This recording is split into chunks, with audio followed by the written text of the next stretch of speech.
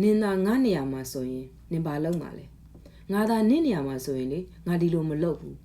စသဖြင့်သူများရဲ့နေရာမှာကိုကဝင်ပြီးတော့ခံစားပေးတာကိုချင်းစာပေးကြည့်တာ so imagine yourself in someone's situations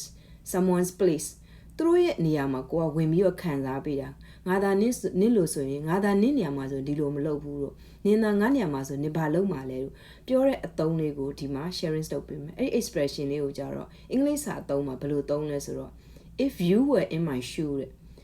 ငါရဲ့ဖက်နှက်ထဲမှာနင်သာငါဖက်နှက်ထဲမှာဆိုနင်ဘာလုပ်မှာလဲအဲ့ဒါကို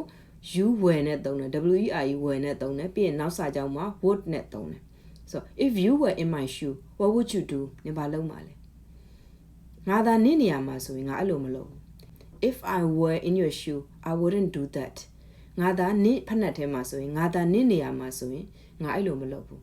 ဆိုတော့အဲ့မှာနှစ်မျိုးသုံးလို့ရတယ် if I were you I wouldn't do that if I were in your shoe I wouldn't do that both have the same meaning စာကြောင်းနှစ်ကြောင်းလုံးမှာအတူတူပဲ if I were you or if I were in your shoe I wouldn't do that ငါတော့အဲ့လိုလုပ်မှာမဟုတ်ဘူးတခါလေကြာရင်လူတစ်ယောက်ရဲ့ဘဝတွေကိုကိုကဝင်ပြီးတော့ sympathize လုပ်တာကိုချင်းစာပေးတာ try သူတို့ရဲ့အခြေအနေကိုကိုချင်းစာပေးတဲ့အခါကျရင်ငါသာနင့်နေရာမှာဆိုရင်နင်သာငါနေရာမှာဆိုရင်ဆိုပြီးတော့ဒီလိုလေးတွေသုံးကြတယ်အဲ့ဒါကိုတယောက်ယောက်ရဲ့ဖက်နှက်ထဲမှာဆိုတဲ့အသုံးလေးနဲ့သုံးပါတယ် okay I give you another example if you were in my shoe you would understand why I made these decisions နင်သာငါနေရာမှာဆိုရင်လေငါဘာကြောင့်ဒီဆုံးဖြတ်ချက်ကိုချခဲ့လဲဆိုတာနင်သိလာလိမ့်မယ်